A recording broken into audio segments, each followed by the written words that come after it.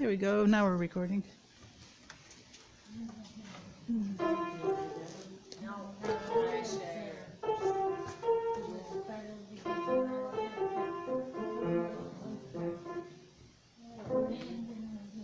That would be good, I think. Still need the piano to be tuned. Yeah, did you call him yet? Oh, I did. And messaged him and called him and messaged. Okay. Is he back yet? Or you don't know? I don't know. This is number 491, Face to Face.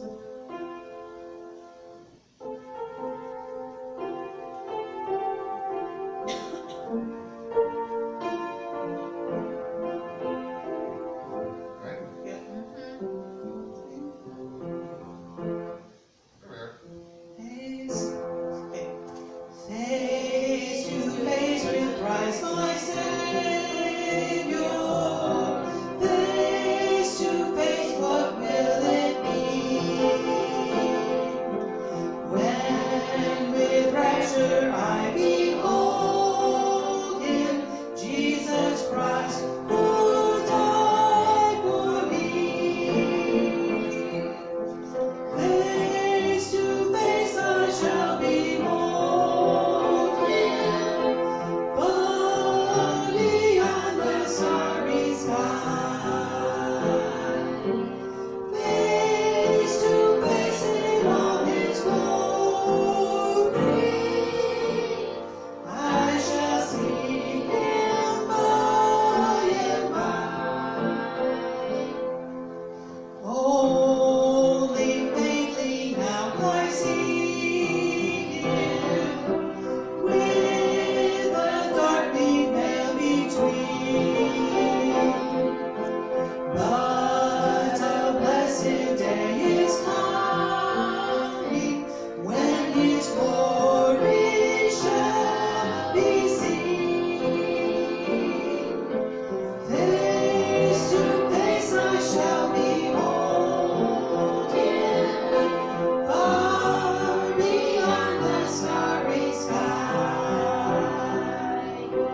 Face to face in all His glory, I shall see Him by and by. What rejoicing in His presence, when our banished grief and pain, when the crooked ways are straightened, and the dark things shall be plain. Face to face I shall behold Him, far beyond the starry sky. Face to face in all His glory, I shall see Him by and by. Face to face, oh blissful moment. Face to see and know. Face to face with my Redeemer, Jesus Christ, who loves me so. Face to face I shall behold Him, far beyond the starry sky. Face to face I shall behold Him, I shall see Him by and by. See, that's what happens when I don't look at the words. Yes. Ouch. What's ouch? You smacked your leg? Huh? You smacked your leg? No. Oh, ouch for the sound. No, it's this. Oh, Oh, that's ouch, yeah. That's crazy. That's nuts. That's very extra ouchie.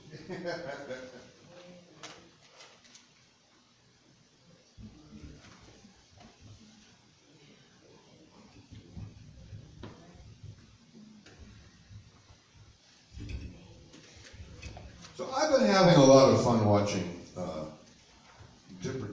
Ironside, for one thing, which is like 1966 through 1974. It's like 8 seasons. It was a case of Raymond Burr having defeated television with Perry Mason. They said, "It's okay, Raymond, you only have to do this thing in a wheelchair for 2 seasons, maybe." And Raymond Burr said, "Okay." 8 seasons later, he said, "Look, I'm really done with this." And it was the case of the Perry Mason reunions. He wasn't going to do anything unless he could have Della Street there. She was the last surviving member. Barbara Hale played Della Street. And if he couldn't get that actress, he wasn't going to do it. Well, they got that actress. In fact, that actress's son took over as the insurance investigator, Mr. Hoover, who was and it turned out that the reunion movies were more about Mr. Hoover than anything else, just like the original Perry Mason was about the insurance, right? But it was actress Barbara Hale's son, William Catt, who became known as the last American superhero. And he was able to do these shows, and they went on and on and on. It was like in the 4th year, they got a hold of Raymond Burr and said, "Well, Raymond, we're going to do another 3. And he said, "Okay, fine, whatever."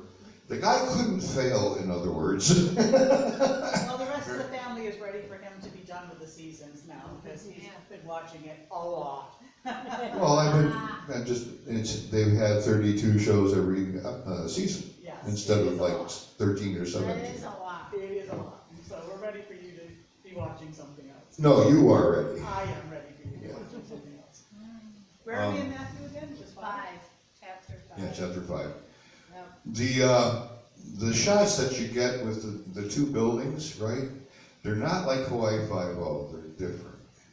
In other words, if Steve McGarrett and his men left the headquarters in Hawaii, you just automatically knew that, well, those headquarters had been torn down 5 years prior. It was just a shot that they used that said, "These guys are here," and they would leave like in blue sports coats and stuff. Except that, like, Steve McGarrett rarely ever left in a blue sports coat, and they would drive off in the same black car and same 3 nuns at the street corner every episode. And they were never meant to be viewed in a DVD or anything like that. But you have these establishing shots, right? This is the police headquarters. No, it's not. This is this is the way that Steve McGarrett leaves, or Ironside, he's in a wheelchair. Eventually, he got to drive his own car. That's because the things they used for establishing shots had already come and gone. So every 2 years, they'd come in and get a new van, and that was the same way in Ironside. It was a little bit ahead of the game. So after a while, with the exception of 2 establishing shots, it would be more like San Francisco, right? The old San Francisco would go away, and the new San Francisco would pop up, which had been built up quite a lot. A lot of things happened in San Francisco at that point in time. And their establishing shots took advantage of that, the construction. So the establishing shots were not quite the same as they were in 1968. They were different in 1971 because that's just the way they were. Hawaii 5-0 and other shows were not going to use that. The thing is, in Matthew kind of tends to do the same thing. He goes with the establishing shots as they are being made up. And Matthew kind of had this, Susie and I were talking about it. Matthew had this thing where suddenly Mary hears news about Jesus that's not good. Okay? We have Mary in the temple, like when Jesus is 12, and Simeon comes up to Mary and says, this guy's a bad guy. He's going to be a Messiah, but it's not going to be good at all. And you need to read Matthew again in order to figure that out. Read what Simeon, and read what the priestess has to say about the baby Jesus. Neither thing is good. Simeon, what he says about Jesus doesn't turn out to be good. He goes, I have met and seen my Redeemer, right? I have met the Messiah. And he says, uh-oh, and he leaves. And Matthew leaves us right there. And if you think any of this is good news, I suggest you really need to read that again. Because, well, we have a number of things that Matthew brings up. Like I said, Matthew's not like Luke. He's not going to write like a normal reporter. He's going to be Jewish. Well, this was important, and this happened, and then this was important, and this happened, and then this was important, and this happened. That's the way Matthew's going to write. Luke, he writes it as it happened, Matthew writes what happened that was exciting. Doesn't matter when it happened. So sometimes poor Matthew is going to be out of sync. And he kind of does that here in chapter 5 especially. But he also writes something really interesting in 5. He writes the words of Jesus Christ himself, because Jesus is already a man in this chapter. My snowman picture. Thank you, Julie. Show you, Julie. And Jesus chooses to do what every other Messiah in Jerusalem is doing. He's doing, every other Messiah is kind of doing a Times Square thing, right? Here's my block, here's my street, here's what I'm going to say. Jesus doesn't do any of that. He says, everybody come outside of the city, and tells them. In fact, Jesus goes so far as to go outside by a number of mountains. When I started coming here, it was not the Sermon on the Mount. There was never any Sermon on the Mount. There was a boatload of sermons on the Mount, right? And every time Jesus spoke, his sermons were on the mountain. That's where he used to go out. And he'd do that, not at a street corner, but on the face of a mountain. Why would he do that? Well, for one thing, acoustically, it's a whole lot better than a street corner. He wants the people to hear him, right? So he'll make these sermons, make these talks, where people can hear him, which is really pretty great. Chapter 5, seeing the multitudes, he went up into a mountain, and when he was set, his disciples came up to him, and he opened his mouth and taught them, saying, who was Jesus teaching? Crowds of people who were there. Oop. The disciples? Uh-huh. What did they have to do? It says that they came to him. There we go. So they weren't already there. Right? He went where they weren't. That's important. Very, very important. Jesus went to not where the disciples and their crowds were. He went to where they were not. And they followed him. That's a huge difference with the other messiahs that were preaching at that time. We don't get an awful lot about the other messiahs because they don't count. I mean, why should they? But you need to understand, there were a bunch of them speaking. And they were doing a Times Square thing, like in New York City. You walk, and you hear somebody preaching, using a microphone. And you walk another couple of feet, and you hear another guy preaching, using a microphone. Or another woman preaching, using a microphone. Or on a truck, right? We've seen how many in Times Square, right? And there'll be like 5, 6, 7, 8 of them going on at the same time. And that's what that was like. This time, Jerusalem was kind of like New York City, or, okay, Paris, let's say. But the place was nuts. It was busy. All kinds of business was going on. Commerce was happening all over the place. This was not a barren land. This was a very busy section, cross-section. Well, Jesus decided to take the show out on the road and go where the people were not. And then he would talk to them. Now, here we have a Sermon on the Mount where he's talking to the disciples, but I'm thinking there were more people there than you can notice, because the disciples, we have to understand there was a whole lot more than just 12. Right?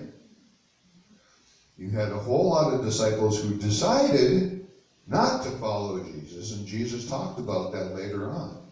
These disciples were really good and really strong until the rubber hit the road, and then they decided no. That's part of his discipleship. Who were the other guys that were there? I don't know. I'm going to go ahead and say it was more than just the disciples we're used to. In verse 24, it says, news about him spread all over Syria. And then also in 25, it says, large crowds from Galilee, the Decapolis, Jerusalem, Judea, and the region across the Jordan followed him. Okay, where does that come from? That is Matthew. Who is saying, no. Who is saying that? It is Matthew writing this, because it's verse 25, he just says, large crowds from Galilee, the Decapolis, Jerusalem, Judea, and the region across the Jordan Chapter followed 5? him. What? Chapter 5? I don't see that. I'm sorry. I don't see it. It's chapter 4, the verse directly before where you are now. That's Chapter got nothing 4, to do with chapter 5. chapter 4, verse 25 says that large crowds followed him. Well, it also says that he had healing and all manners of other things too. And There were different shows. And then he says, now when Jesus saw the crowds, he went up on a mountainside and sat down.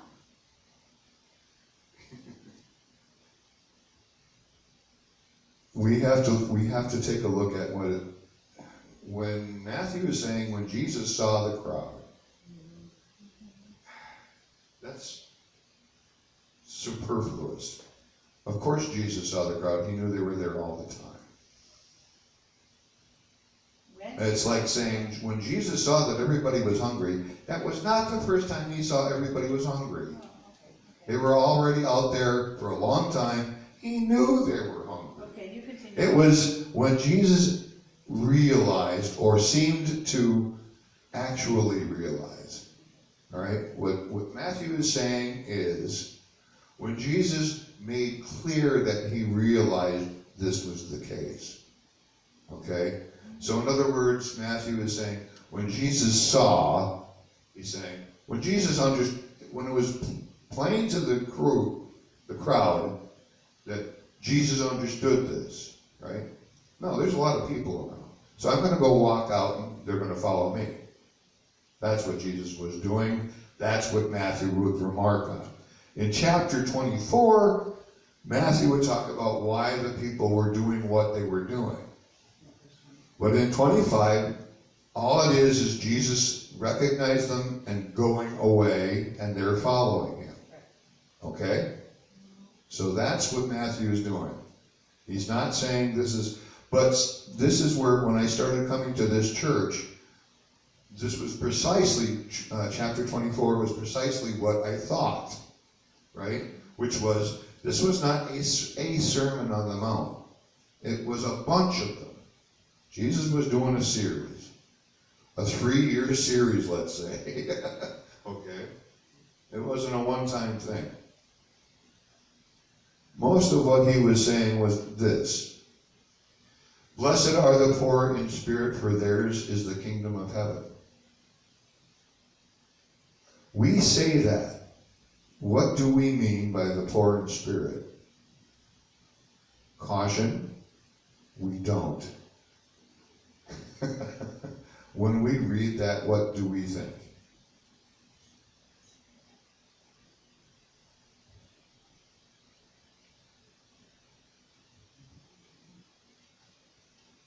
I'm going to leave the answer open to anyone who wants to comment on it. Who are the poor in spirit? People who are struggling.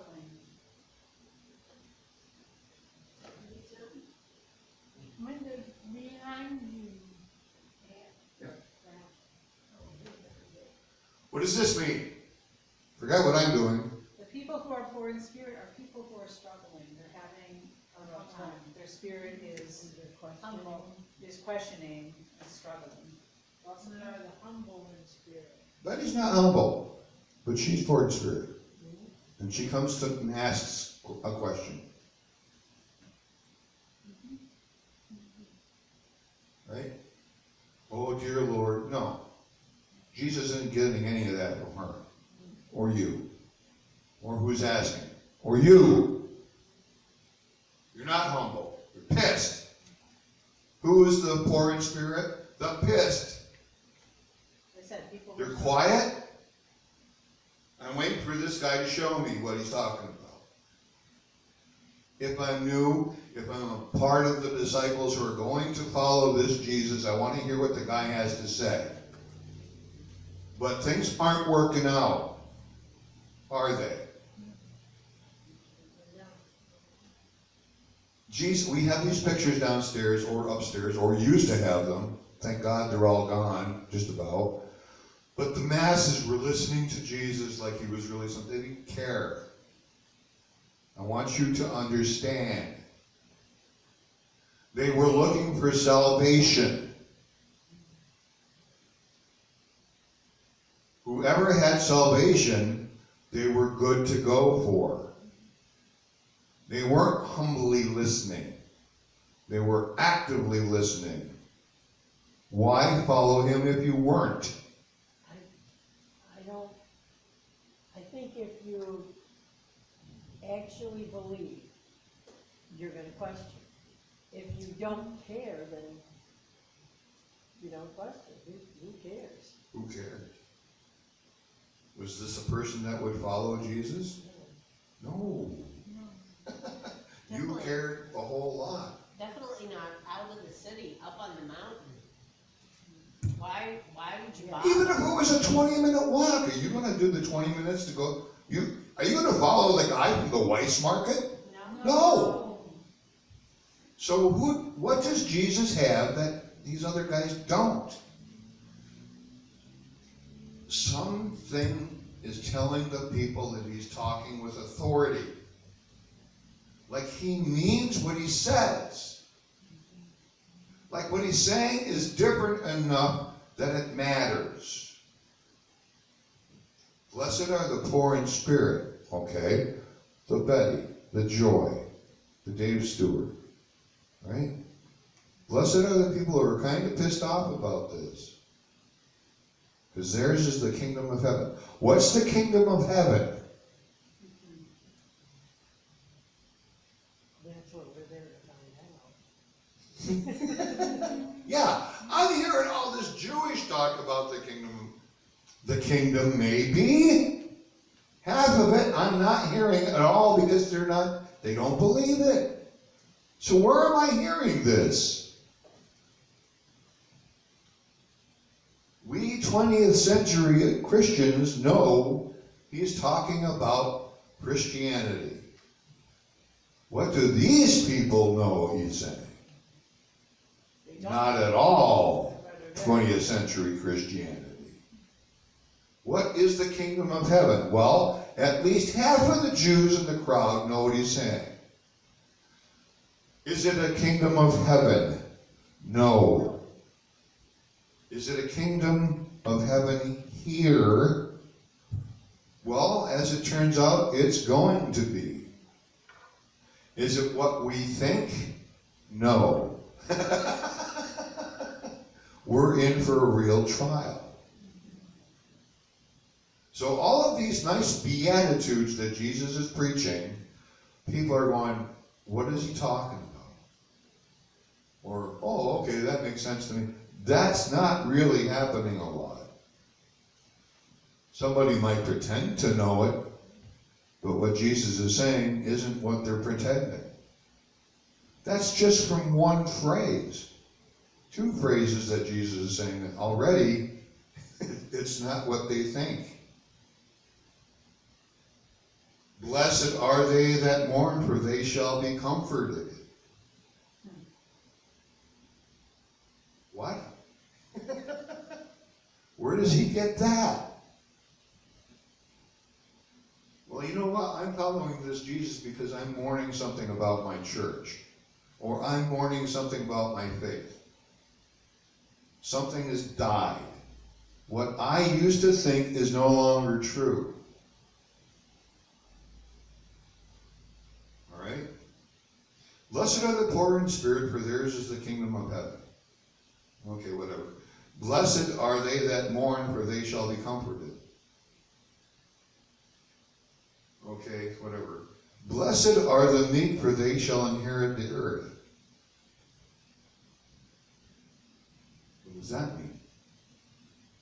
Who is meek? The poor?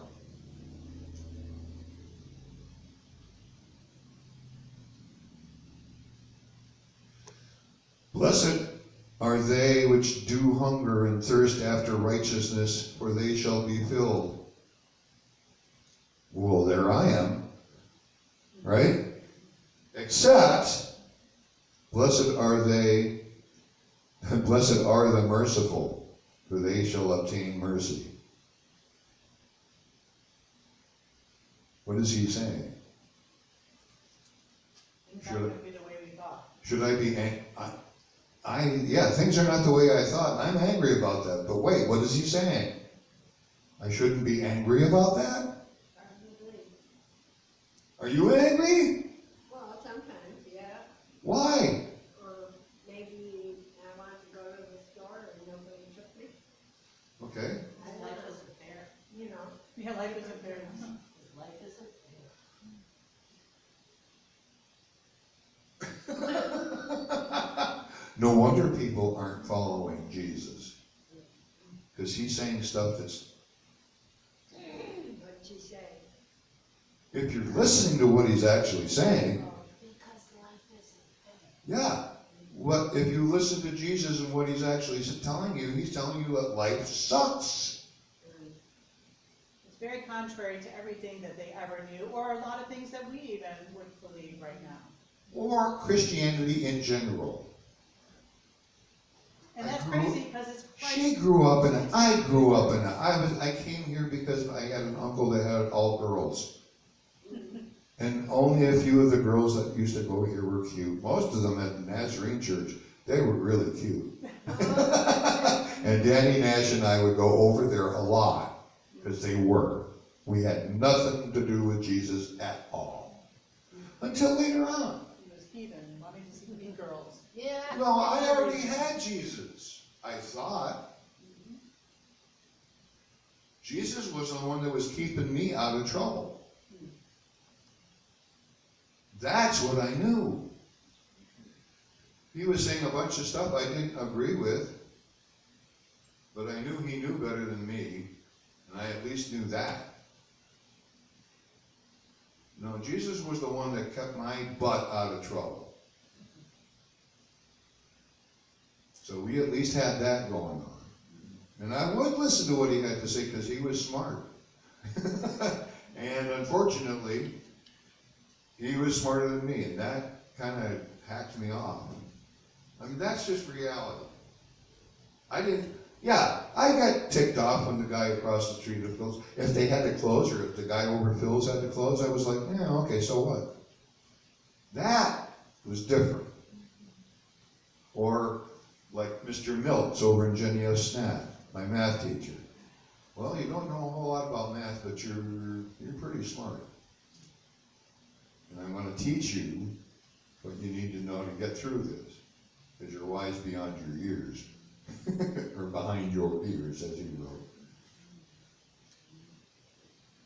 And he used to do that with a lot of different kids. You're smarter than normal, so I'm going to teach you different. You know, that's what he used to do. Not a whole lot, but just enough. What's Jesus doing? He's stopping everything. I'm already lost. I already hunger. I already want somewhere. And what is this Jesus doing? Blessed are the pure in heart, for they shall see God. Blessed are the peacemakers, for they shall be called the children of God. Blessed are they which are persecuted for righteousness' sake, for theirs is the kingdom of heaven. Blessed are you when men shall revile you and persecute you, and shall say all manner of evil against you falsely for my sake. Rejoice and be exceeding glad, for great is your reward in heaven. For so persecuted were the prophets which were before you. What is Jesus saying? Everything's tipped upside down. Everything is upside down, and you have a say about it. Wait, what? What else is Jesus saying in here? From verse 3 through what, 12? I'm sure a lot of the people were saying, how? Like, blessed are those who hunger and thirst for righteousness, for they will be filled. How will we be filled, Jesus? How will we be He filled? goes on to explain it more, Yeah. but are they listening? I'm betting just a little bit. They're going, where's Jesus not? He's not on the street corner. He's not out in the highway. Where is he? Up in the mountain. Away from things. Talking to you. You're listening. Because if you're following him, by God, you're going to listen. Unless it's just too... Are people listening to you? Huh? They're listening to you? Sometimes, not always though. Okay, sometimes. Sometimes. Well, let's take that and run with it. Is it Susie? Do they listen to you? Sometimes. Sometimes. What happens sometimes? Sometimes they listen. You go, okay. Or do you let it slide? What, when they don't listen? No, when they do When listen. they do listen, Yeah. I keep talking. Yeah. You keep giving them things to think about, things to chew on. Yeah. Or do you shut up? For as long as they will listen. Yeah. Because you know it's not going to last long. Right. Betty does the same thing. My kids, oh my God. So I'm going to shut up. But she says as much. Like on Wednesday nights at prayer meeting. And you know, I can be cranky when I want to. Yes, I am too. And so is Susie and Kathy. And you all are. Because we all are. Yeah. Because we're pissed. And we're only And human. tired. And tired too. We want to be more than that. Yeah. But we also understand that. Okay? So let's not sit on it. Let's not use it as an excuse. However, let us do use that realistically as it's. I know it's not an excuse, but that's my explanation. I'm not Jesus, but I do know him. Can I be Jesus? Yeah. Not normally, but I can be. I can remind you, right? If you look at me, I can remind you to stop being a shithead and be joy with Jesus. And you, okay, you may not like it. You may not like it, but it's the truth. And you know it. You may not like it, but it's the truth and you know it. None of us. Sometimes when people stop listening, we think of other ways to communicate. Another way to say it, or an action that gets the point across. There are more ways to communicate. Like a hug, as they'll say sometimes that. Exactly right. Or a handshake. Exactly Or making right. a Or judgment. standing there and just saying, whatever you need, I'm gonna do my best to do. And a person will appreciate that, right? So even trying to take some of what he's saying to heart, like, blessed are the merciful, for they will be shown mercy.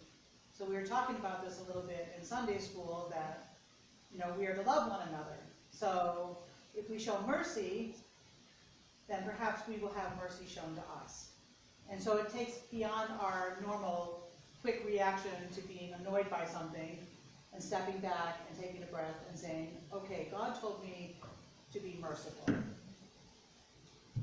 Can I be merciful? Okay.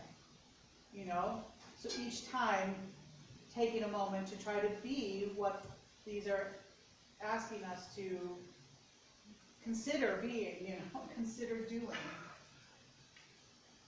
Trying to be that, you know, be the peacemaker, or be merciful, or Well, what is actually being merciful?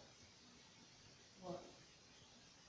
I mean, that's probably different to a lot of people, the meaning of that. Absolutely right. I think it's very interesting that 6 and 7 are right next to each other. You know, 6, 7. Anyway, but it's found out 6, 7. Thank you, Origin. That God blesses those who hunger and thirst for justice, for they will be satisfied. Yes. I don't know about y'all, but if I bother to, you know, get involved in daily news, I hunger and thirst for justice, and I will be satisfied. And then he turns around, well, God blesses those who are merciful. So it's like, okay, Susie, get off your high horse and stop judging, and think about the people, you know, care about the people. Because I think merciful means gracious. You are caring about the people and giving things that aren't deserved. gracious, I think of grace. Grace, graciousness, the idea of love the sin and hate the sinner, Right. okay? Or hate the sin and love the sinner. I've heard it both ways. Hate the sin and love the sinner. I go, no, you got that backwards. Or, Jesus is the reason for the season. No, negative, wrong. You are the reason for the season. You are. He is the season anyway. He came down for you. You're the reason. Why did he teach this in the Sermons on the Mount? Why did he do that? Because he was already there. He didn't have to travel far much at all. I mean, he did, but he had to go there because he knew. Did we know? No. We were meeting at street corners and stuff like that. He is the season. Grace is God giving us what we don't deserve, God's riches at Christ's expense. Mercy is God withholding from us what we deserve.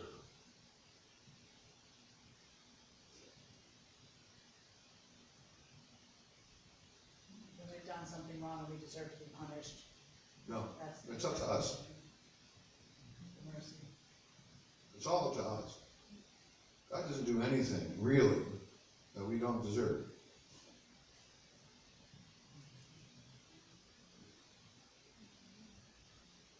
I think God lets a lot more than God lets on. Are you going to be that way? Okay. You're going to write shit into your notebook? Okay, go ahead. You're not going to figure anything out. If you look at what I'm telling you, you might figure it out. But I'm not gonna let that happen until you're ready. What's happening with, well, Amy, or anybody else? They're writing stuff, she's writing stuff down. Does it hit them? I don't know, it's up to you. I don't think you can make that call. It's not mine to make. We write it because it helps us. If you say so, yeah. I'm not the one to judge that. Amy on occasion will come, I was busy writing this and that's stupid. And I go, okay. Or I'll listen and I'll go, well, my listening is stupid. If I did what he just said, I'd be so much better off. Right? Blessed are the meek. Have I ever been meek? Not often. Sometimes I have. Sometimes, when you were in the hospital, you had to. Well, yeah, but I mean, even that, I stood up for my rights. I said, I'm part of the machine. I don't want to be part of the machine anymore. But this nurse heard me. This nurse heard what I was going through. This woman, what's her name? Can't think of it. Katie. Huh? Katie. Katie. And she took me out of that stuff, unplugged me, took me out of the system. And I was like, you got it. Because I was feeling a panic attack, right? I was feeling in the middle of everything, not being looked at, right? Look at me outside of all this stuff. Right? That's where I was. And I think she read that, and she took me out of it for like within 5 minutes, I was like, okay, now, hook me up again, slowly, but let's start this again, and I'll go in your system, because it's what you're used to. So that was me being meek, right? But we were both being meek to the other, and both feeding each other and giving each other what we thought we needed at the time. And it worked. From that point on, she could get all the reading she needed, and I could give her what she needed, which was the best that I could possibly do. But we had to have this thing, and she just, you're absolutely right. There's no way you should be in that. And she took me out. Was I going to die? Who knew? Maybe she did. I didn't know. I didn't care. Only God did. Was I scared? No. Not at all. I think a lot of people equate meekness with being weak, and they're not, it's not the same. It's not the same at all. When you're meek, like Jesus suggests, you're the strongest you can be. Yeah. When you stop considering yourself and consider the other, that's when you're really strong. When you love the sinner, you don't have time to hate the sin. I mean, when you really love the sinner, you don't have time. Well, I don't like what you do, but it's so small. It becomes so small, doesn't it? Bill Jesus asked- didn't like what we were doing. Bill asked earlier in Sunday school, how did he put it? Do you hate the people you disagree with? And I thought, I don't. Because if I hated everybody I disagree, You would have no friends you at would all. have nobody would come near you, Yeah. first of all. Right. Right. You would make it clear